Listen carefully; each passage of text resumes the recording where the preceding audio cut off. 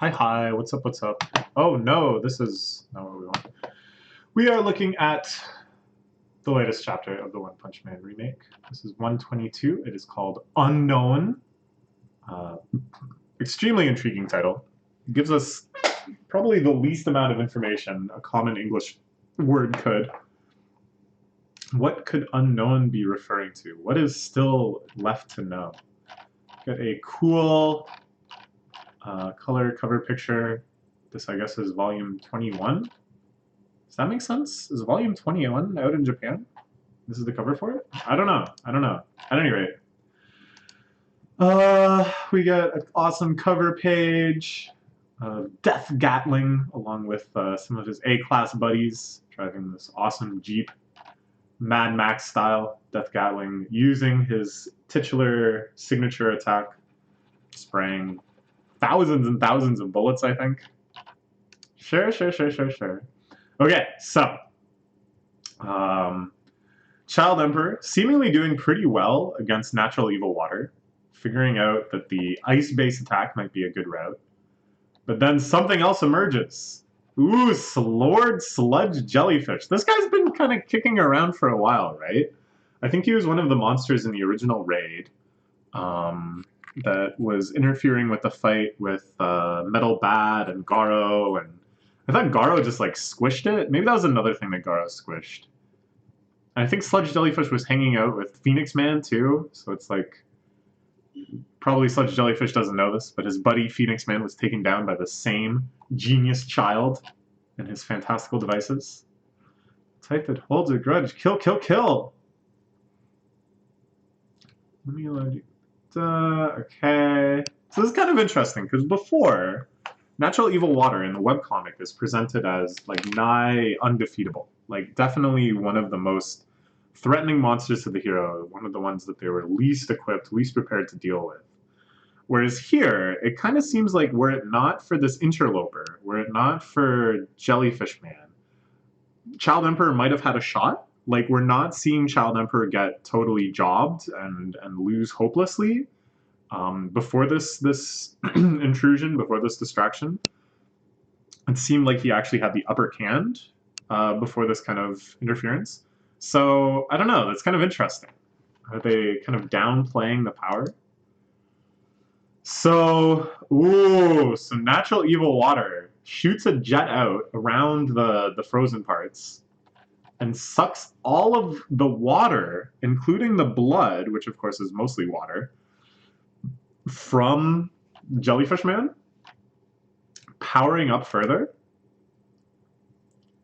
So the ice blast continues. Not targeting the water, it's targeting the oil. Oil has a lower freezing point than water, so therefore it's hard to freeze. Oh, it's allowing itself to stay liquid by saturating its own water with oil. So you can't actually mix oil and water. That's like the whole thing, right? Like that's like a cliche line for a reason. They get together, they get along like oil and water, meaning they don't. Um,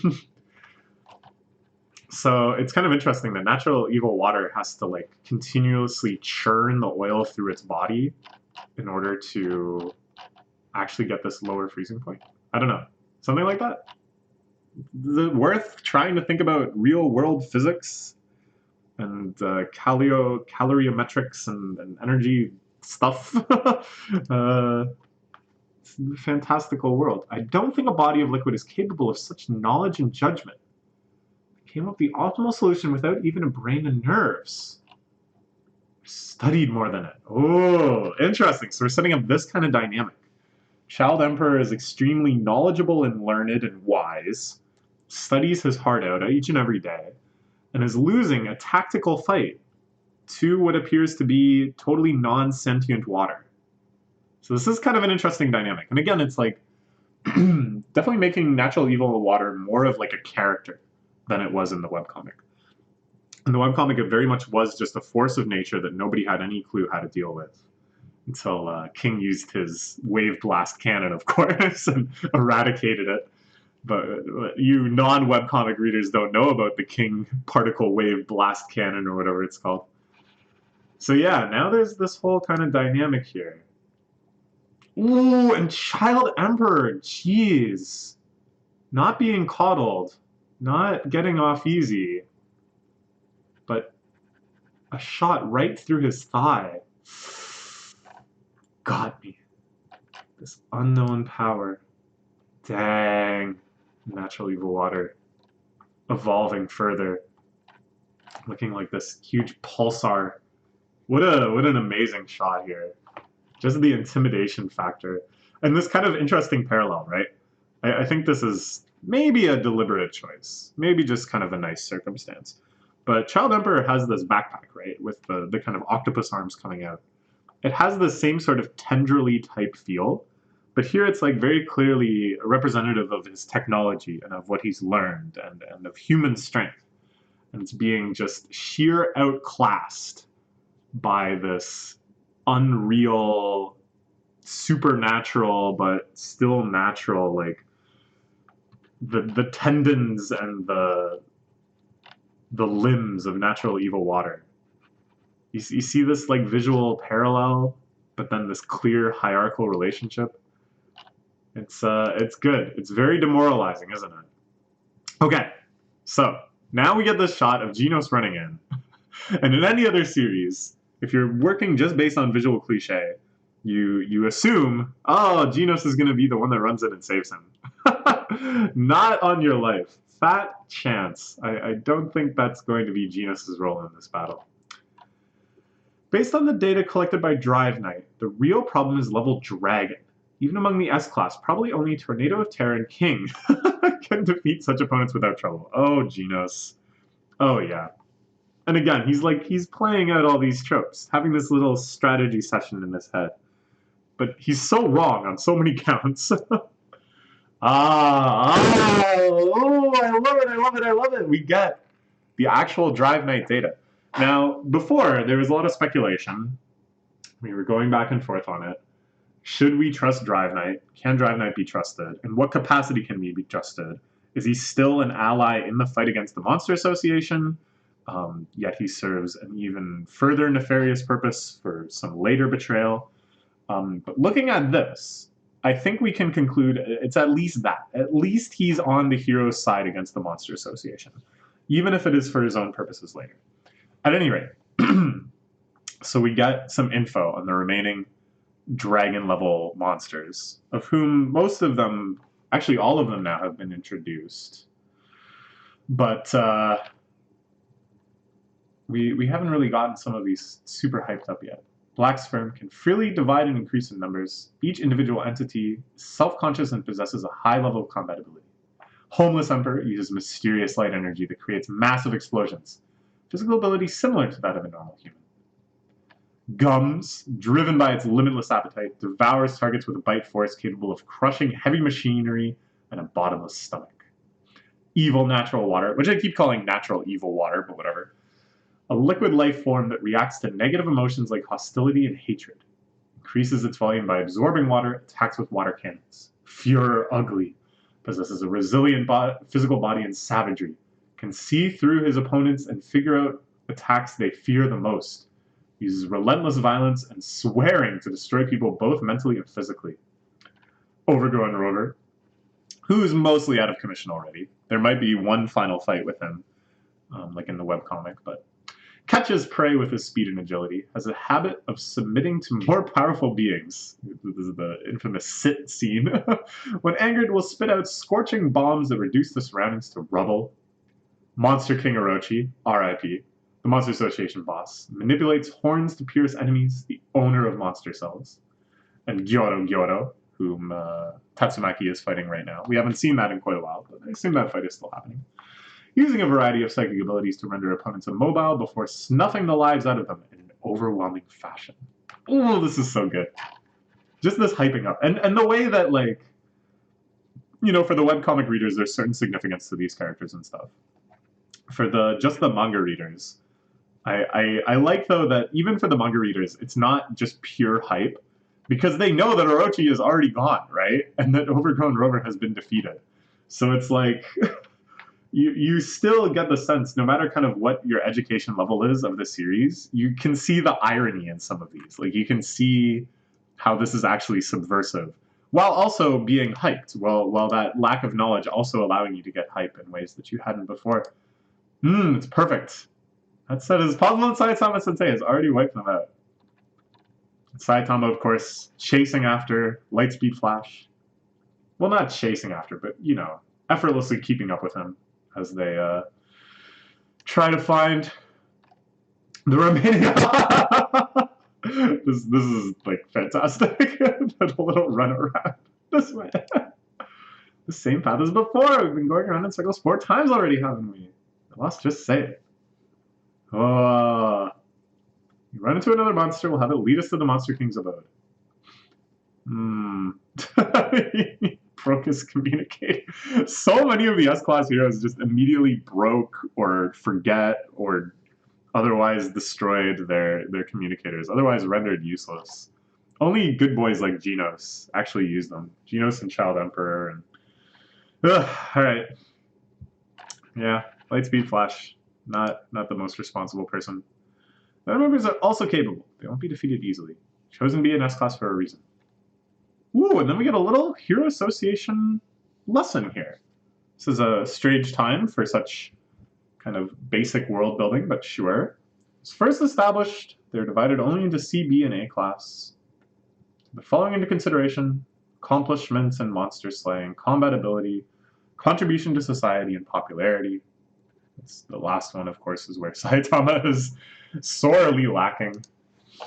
Takes more than power to advance to A class. Yes. Still possible to advance to the higher ranks just by being active and playing to their strength. Is everyone okay? Leave the balloon stuck in the bridges to me. Aw, licenseless rider. What a great guy. I really want a killer move. Sure. Then the association discovered the disaster level demon, monsters which took the combined might of multiple consistently highly ranked heroes to defeat. Okay, so this is kind of interesting. Up until demonic monsters started emerging, up until threats this large, there wasn't really a way to delineate A class, I guess, right? And A class were mostly just kind of the most popular heroes that made it there. But it's like the test of heroics was so much lesser in these days.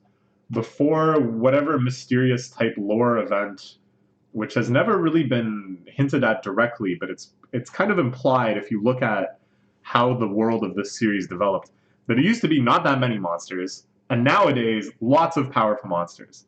So before this current era, it was like the worst a hero ever had to deal with was like threat level Tiger, right? And if you could take on threat level Tiger, you were A class. And so there was like a whole range of skill within A class, but you can't really delineate it. They can take on the Tigers. So we can see where this is going. We have multiple consistently highly ranked heroes that have to team up to take on the disaster level demons. And then the existence of those who can defeat them one-on-one. He was only C-class rank 223. I think this is in the webcomic. This all sounds very familiar now, this kind of explanation, but I just love it. C-class Metal Knight soloing the demon monster. Inconceivably, they didn't care much about their rankings. Whenever heroes eager for recognition got wiped out after arriving at the scene early, they will show up by themselves, fight, and win. So Watchdog Man, even as C-class, even right near the bottom of C-class, was monstrously powerful, which means his strength, whatever the secret of it is, it's still very, very mysterious what the heck Watchdog Man can actually do. All of it was developed before he started fighting monsters, before he was actually recognized as a hero. Kind of like Saitama. So, interesting. Okay. In terms of overall accomplishment, their diligent hero work were constantly being overshadowed by those resonant high ranks. Ooh, and Darkshine was C-class at this level of bulkiness and strength. Again, it's like the timeline before wasn't quite clear, but sure. Sure. For individual heroes with specialized combat prowess that can rival an entire division of a nation's military, another classification was prepared. It became known as the S-class heroes. So a new ranking was established. There's Garo. In the good old days, hanging out with Sourface. Garo here, still just a white belt. Sourface already a black belt student of Silver Fangs. Fame and fortune. It's the ambition of many who choose the path of professional hero. Their goal is only the top of A class and never S class. Common knowledge is that is accepted by all, even by the fiercest warriors. Yeah, I remember this for the one comic. This is such a good line. The S class is insane. Technically, the S class is broken. Anyways, yeah, the line has a lot of impact. Just the kind of flatness of it. The idea that all of these aspirational heroes, all these people that have been grinding all their way to A class, they have no ambition to go further. It's not even a consideration for them. Because they look at S class and it's like, I don't even want to be doing that. Like, I don't want to become one of those people. Those people are crazy. Like, can we even call them human beings anymore? It's an expression of awe from those whose goal had once to become the strongest. Acknowledgement of the existence of beings that will not waver no matter what stands in their way. However, the opponents this time are. So all that buildup. It starts with Lightspeed Flash praising the S-Class, saying it doesn't really matter if we get lost, because all of the other heroes are everywhere around here.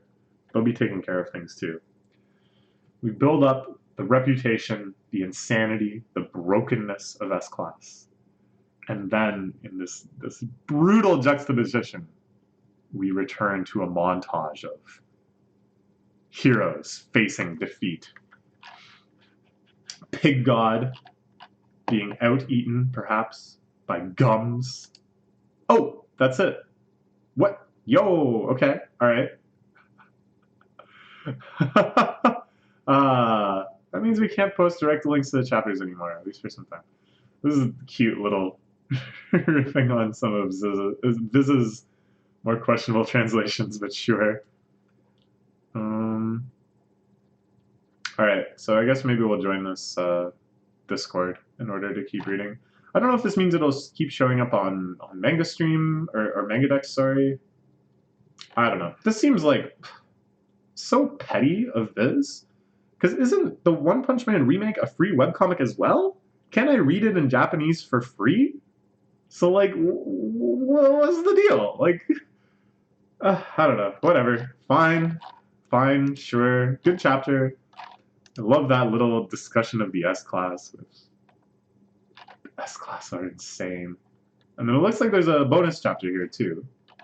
This is the Volume 21 bonus, I suppose.